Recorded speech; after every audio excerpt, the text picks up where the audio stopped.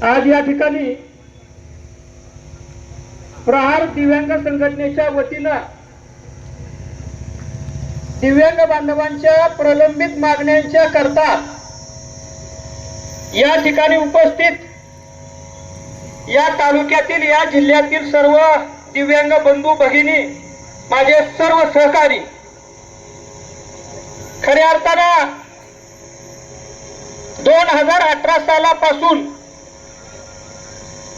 या राज्याचे माजी मंत्री आदरणीय बच्चू कडू साहेबांच्या नेतृत्वाखाली मी सुद्धा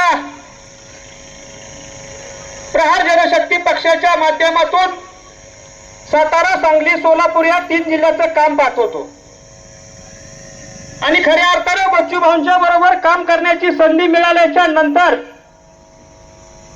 या तिन्ही जिल्ह्यातील दिव्यांग बांधवांचा जवळचा संपर्क आणि परिचय आला आणि खऱ्या अर्थानं दिव्यांग बांधवांच्या अपेक्षा आशा फार कमी असतात, परंतु हे गेंड्याच्या कातडीचं सरकार ह्या छोट्या छोट्या मागण्यांच्या साठी सुद्धा आपल्या दिव्यांग बांधवांना जर उन्हातानामध्ये 42-43 डिग्री सेल्सिअस तापमानामध्ये जर आंदोलन करायला भाग पडत असतील तर ह्या नालायक सरकारच्या मी प्रथमतः या ठिकाणी निषेध करतो। आज आपण पाहिलं काय मागण्यात, फलटण तहसील कार्यालयामधील संजय गांधी विभागामध्ये पूर्ण वेळ अधिकारी नेमावा, ही मागणी कुणासाठी आहे? संजय गांधी निराधार योजनेच्या माध्यमातून चालणारं काम कोणासाठी आहे? हे काम आमच्या दिव्यांग बांधवासाठी आहे, हे काम आमच्या विधवा भगिनीसाठी आहे, हे काम आमच्या निराधारांसाठी आहे।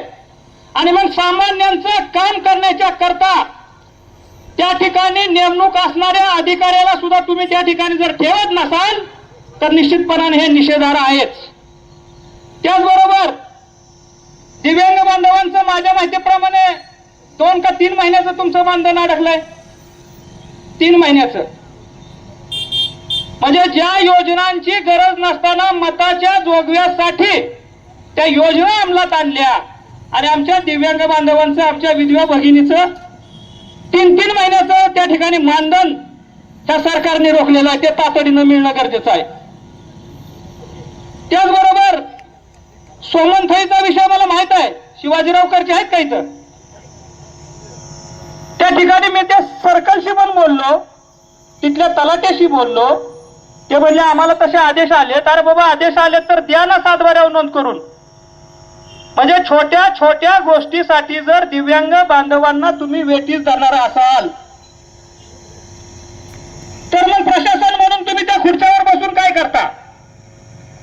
शिवसेनेचे विराज खराडे या ठिकाणी आहेत, सत्तेच्या पार्टीतल्या घटक पक्षातले ते या ठिकाणी आहेत, आमचे सहकारी प्रहारचे मंगेश धमाळ पुणे जिल्ह्याचे उपाध्यक्ष आहेत, सागर गावडे पाटील, त्यांचे सर्व सहकारी, महेश असतील, आमचे खरातांना असतील, आमचे दत्तोपंत असतील, सगळ्यांची नावं मी घेऊ शकतो।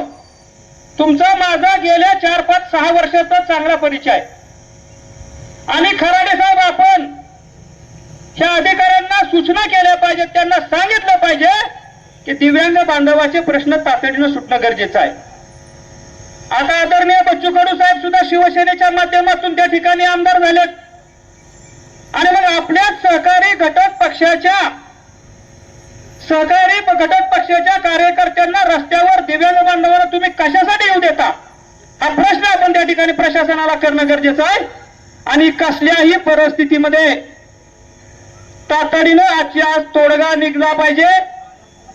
जर तातडीनं प्रशासनाने निर्णय घेतला नाही तर जे काय परिणाम होतील ती सगळी जबाबदारी या प्रशासनाची असेल।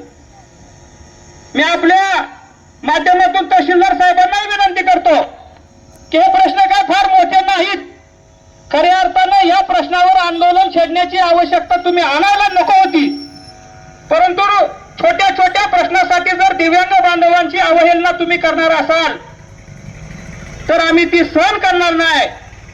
मी आज या ठिकाणी राष्ट्रवादी काँग्रेस शरदचंद्र पवार पक्षाच्या वतीनं सर्व दिव्यांगांना या ठिकाणी आमच्या पार्टीचा पाठिंबा देण्यात आलेला आहे. निश्चितपणानं आपण यापूर्वी जी आंदोलनं केली त्या सगळ्या आंदोलनामध्ये माझ्यासारखा कार्यकर्ता आपल्या खांद्याला खांदा लावून लढतोय. उद्याच्याही काळात आमच्या दिव्यांग बांधवांसाठी, विधवा भगिनींसाठी त्या ठिकाणी निश्चितपणानं खांद्याला खांदा लावून आम्ही लढणार आहे. आपण कसलीही चिंता बाळगायची कारण नाही. आणि मी शेवटचं प्रशासनाला सांगतो, आजची आज हा विषय निकाली काढला पाहिजे, अन्यथा जे होईल त्याचे परिणाम असतील ते प्रशासनामुळे होईल हे त्यांनी लक्षात घ्यावं.